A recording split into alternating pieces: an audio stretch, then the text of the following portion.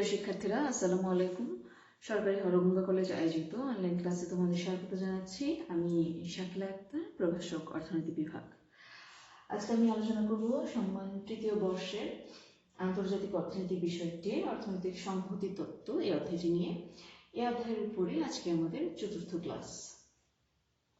আজকে ক্লাসে আমাদের আলোচ্য বিষয় শুল্ক সংঘের সুবিধা ও অসুবিধা।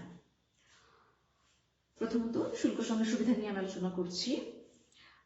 শুল্ক সংঘের সুবিধা নিয়ে আলোচনা করতে গেলে তোমরা একটু বোর্ডের দিকে খেয়াল করো। প্রথমে উৎপাদন ও ভোগের বৃদ্ধি এটি চলে আসে। শুল্ক সংঘ গঠনের ফলে সংঘবদ্ধ দেশসমূহের মধ্যে অবাধ শুল্ক পরিহারের মাধ্যমে তাদের মধ্যে যে অবাধ বাণিজ্যে দ্বার খুলে যায়। এর ফলে কি হয়, তাদের সার্বিক উৎপাদন বৃদ্ধি পায়। বৃদ্ধি পাওয়ার দরুন উৎপাদন ক্ষেত্রে দক্ষতা বাড়ে।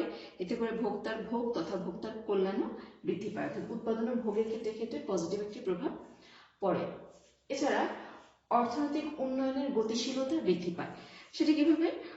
শুল্ক সংঘ গঠনের ফলে প্রযুক্তিগত উন্নয়ন, বাজার সম্প্রসারণ, শ্রমিকের দক্ষতা বৃদ্ধি, উৎপাদনের ক্ষেত্রে একটি মাত্রাগত ব্যয় সুবিধা অর্জিত হয় ইত্যাদির কারণে অর্থনৈতিক উন্নয়নের গতি এক্ষেত্রে সম্প্রসারিত হয় বা অর্থনৈতিক উন্নয়নের গতি ত্বরান্বিত হয়।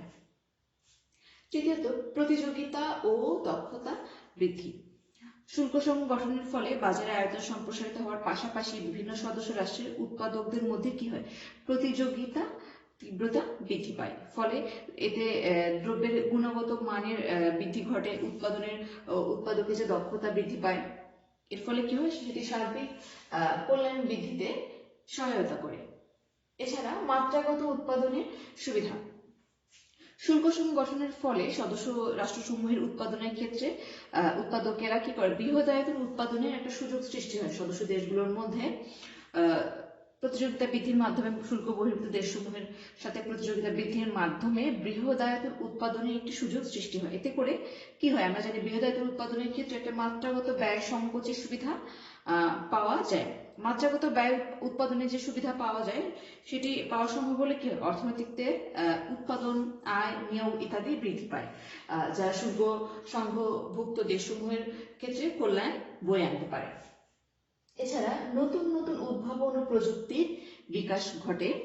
শুল্ক সংগঠনের ফলে পারস্পরিক সহযোগিতার মাধ্যমে উৎপাদন ও পারস্পরিক বিনিময়ের দ্বারা উৎপাদন ক্ষেত্রে নতুন নতুন প্রযুক্তি উদ্ভাবন এবং প্রযুক্তির বিকাশ ঘটে। এতে নতুন নতুন দ্রব্য বাজারজাত করা সহ দ্রব্যের গুণগত মানের কি হয়, প্রভূত উন্নতি সাধিত হয়, যা অর্থনৈতিক সমৃদ্ধিকে কি করে, আরো গতিশীল করে বা ত্বরান্বিত করে।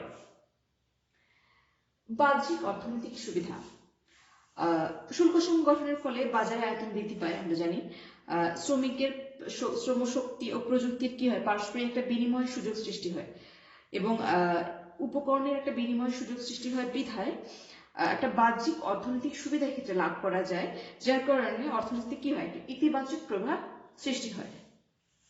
সর্বশেষ সুবিধা নিয়ে আমরা আলোচনা, সেটা হচ্ছে বিনিয়োগ সম্প্রসারণ ও ঝুঁকি হ্রাস। তোমরা একটু বোর্ডের দিকে খেয়াল করো, বিনিয়োগ সম্প্রসারণ এবং ঝুঁকি হ্রাস। শুল্ক সংঘ গঠনের ফলে বিনিয়োগের ক্ষেত্র বৃদ্ধি পায় বিধায় বাজারের আয়তন সম্প্রসারণ ঘটে। এর ফলে কি হয়, বিনিয়োগের ঝুঁকি হ্রাস পায় এবং সেটা কি করে, শুল্কভুক্ত দেশসমূহের অর্থনীতির যে ভিত্তি সেটাকে আরো বেশি মজবুত করে তোলে।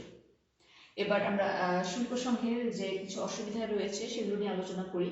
সুবিধার পরিমাণই বেশি, শুল্ক সংঘ গঠনের সুবিধার পরিমাণই বেশি, তারপরেও কিছু কিছু অসুবিধা তো রয়ে যায়, সেগুলো নিয়ে আমরা এখন সংক্ষেপে আলোচনা করব। প্রথমত উৎপাদন ও ভোগের ক্ষেত্রে অনেক সময় এক্ষেত্রে ঋণাত্মক প্রভাব সৃষ্টি হয়। সেটা কিভাবে হয়, শুল্ক সংঘ গঠনের ফলে রাষ্ট্রসমূহের যেসব খাতে তুলনামূলকভাবে অদক্ষ থাকে সেসব খাত কি করে, পিছিয়ে পড়ে। অর্থাৎ দক্ষ খাতগুলোর সম্প্রসারণ ঘটে, বাজার আরো বেশি বিকাশ আরো বেশি সম্প্রসারণ ঘটে ওই সকল খাতের, কিন্তু অদক্ষ যে খাতগুলো আছে সেগুলো কি হয়, তুলনামূলকভাবে আরো বেশি পিছিয়ে পড়ে। ফলে সেক্ষেত্রে সে সকল ক্ষেত্রে উৎপাদন হ্রাস পায় এবং উৎপাদন ক্ষেত্রে নেতিবাচক প্রভাব পড়ে বিধায় উৎপাদন ও ভোগের ক্ষেত্রে, ওই সকল দ্রব্যের উৎপাদন ও ভোগের ক্ষেত্রে ঋণাত্মক প্রভাব সৃষ্টি হয়। দ্বিতীয়ত সংঘ বহির্ভূত রাষ্ট্রের সাথে সম্পর্কে অবনতি। আমরা জানি শুল্ক সংঘভুক্ত দেশসমূহ সদস্য রাষ্ট্রের সাথে সংঘ বহির্ভূত রাষ্ট্রের বাণিজ্যিক ও কূটনৈতিক সম্পর্ক ক্ষতিগ্রস্ত হয়। কারণ তারা নিজেদের মধ্যে অবাধ বাণিজ্য নীতি গ্রহণ করলেও সদস্য বহির্ভূত রাষ্ট্রের সাথে সংরক্ষণ নীতি গ্রহণ করে, যার ফলে কি হয়, এতে একটা পাল্টাপাল্টি শুল্ক আরোপ এবং অর্থনৈতিক সহযোগিতা হ্রাস পাওয়ার মতো ঘটনা এখানে ঘটে বিধায় সদস্য বহির্ভূত রাষ্ট্রসমূহের সাথে ক্ষেত্রে সম্পর্কের অবনতি ঘটতে পারে। এরপর একচেটিয়া প্রভাব হ্রাস পাওয়ার একটা সম্ভাবনা এখানে সৃষ্টি হয়। কোন রাষ্ট্রের সদস্যভুক্ত কোন রাষ্ট্রের কোন দ্রব্য উৎপাদনে একচেটিয়া প্রভাব থাকতে পারে, কিন্তু শুল্ক সংঘ গঠনের মাধ্যমে তারা পারস্পরিক সহযোগিতার যেহেতু প্রেক্ষাপট সৃষ্টি করে, ফলে ওই রাষ্ট্রের ওই দ্রব্য উৎপাদনে একচেটিয়া প্রভাব এক্ষেত্রে কি হতে পারে, খর্ব হতে পারে। এতে করে সংশ্লিষ্ট দেশের উৎপাদন নিয়োগের ক্ষেত্রে বিরূপ প্রভাব এক্ষেত্রে পড়তে পারে তাদের একচেটিয়া ক্ষমতা খর্ব হওয়ার দরুন। এরপর অপ্রয়োজনীয় বিলাস দ্রব্যের ভোগ বৃদ্ধি। শুল্ক সংঘভুক্ত দেশসমূহের মধ্যে যেহেতু তারা শুল্কের বাধা অপসারণ করে নেয়, তাদের মধ্যে একটা অবাধ আমদানি রপ্তানির সুযোগ সৃষ্টি হয়। এক্ষেত্রে এই অবাধ সুযোগ সৃষ্টির দরুন অনেক ক্ষেত্রে প্রয়োজনীয় দ্রব্যের পাশাপাশি বিলাস দ্রব্যের বা অপ্রয়োজনীয় দ্রব্যের কি হয়ে যায়, ভোগ বৃদ্ধি পেতে পারে। এতে জাতীয় সম্পদের একটা অপচয় হয় এবং পাশাপাশি কি হয়, অদক্ষতাও বেড়ে যেতে পারে। ঠিক আছে, পাশাপাশি অদক্ষতাও এক্ষেত্রে বেড়ে যেতে পারে। সর্বশেষ, সংঘ বহির্ভূত দেশের সাথে স্বাধীনভাবে সম্পর্ক রাখতে না পারা।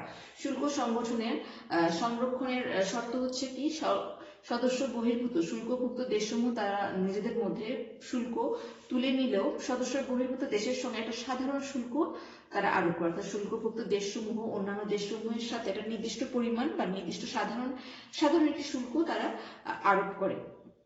এতে কি হয়, সদস্য বহির্ভূত দেশের সঙ্গে শুল্কভুক্ত দেশসমূহ তারা স্বাধীনভাবে শুল্ক আরোপ করতে না পারায় স্বাধীনভাবে তারা সদস্য বহির্ভূত দেশসমূহের সাথে সম্পর্ক রাখতে পারে না। এতে এক্ষেত্রে কি হয়, সদস্য বহির্ভূত দেশসমূহের সঙ্গে তাদের সংঘভুক্ত দেশসমূহের ব্যক্তিগত সম্পর্কের অবনতি ঘটে এবং অর্থনৈতিক সহযোগিতা ক্ষতিগ্রস্ত হয়। তো শুল্ক সংঘের সুবিধা ও অসুবিধা নিয়ে আলোচনার মাধ্যমে আজকের ক্লাস আমি এখানে শেষ করছি। তোমরা সবাই ভালো থাকবে, সুস্থ থাকবে। সবাইকে ধন্যবাদ।